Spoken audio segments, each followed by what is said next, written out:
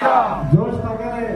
గంట సేపు మనం ర్యాలీ చేసినా కూడా ఎవరి దగ్గర జోష్ తగ్గలే.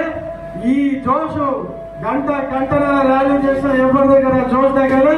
ఈ జోషు 11వ తారీఖు పోలింగ్ బూతుల కమలం పువ్వు మీద ఓటు గుర్తెత్త వరకు మీరు ఇక్కడే పెట్టుకుంటారని చెప్పేసి మీ అందరికీ మనవి చేస్తూ 12 వార్డులలో వార్డుకి ఈ నామినేషన్ వేస్తున్నటువంటి అభ్యర్థులందరికీ కూడా శుభాకాంక్షలు తెలియజేస్తూ, మిత్రులారా మీకు తెలుసు కేంద్రంలో నరేంద్ర మోడీ గారి నాయకత్వంలో ఈ యొక్క భారతదేశం ఏ విధంగా అభివృద్ధి చెందుతుందో మీరు చూశారు.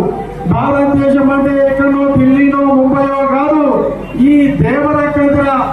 దేవరకద్రలో ఉన్నటువంటి ప్రతి ఒక్క బూతు ముందు కూడా భారత జనతా పార్టీ నరేంద్ర మోడీ గారు పంపిస్తున్నటువంటి ప్రతి ఒక్క పైసా ఖర్చు అవుతుందనేది డైరెక్ట్ గా మీ అకౌంట్ లో పడుతుంది అనే విషయం మీ అందరికీ తెలుసు. నరేంద్ర మోడీ గారు అసలు దమ్మున్న నాయకుడు. ఆయన ఎవరికి భయపడాడు. ఆయన మాట ఇచ్చిందంటే మాట తప్పడు.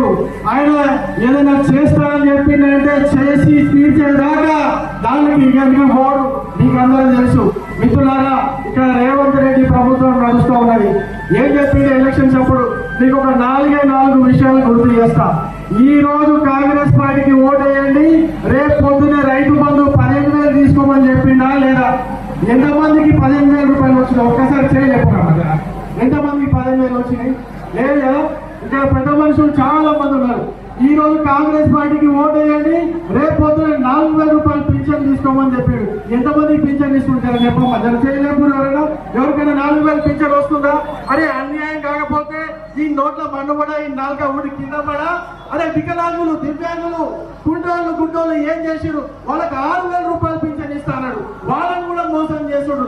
ఎంతమంది ఉంటారమ్మా దివ్యాంగులు? ఎంతమంది ఉంటారు? వాళ్ళకి నీకు ఏం రోగం? కమిషన్లు మాత్రం సెక్రటరియట్ ముందు నిలబడి మరి కమిషన్లు 10%, 20% కాంట్రాక్టర్ దగ్గర కమిషన్లు దొబ్బతింటున్నారు. కానీ మనకు ముసలి వాళ్ళకు, పెద్ద మనుషులకు పింఛన్ కాదైతే కాంగ్రెస్ పార్టీకి ఓటేసి ఎంత పెద్ద తప్పు చేస్తామో మీకు అందరికీ తెలుసు.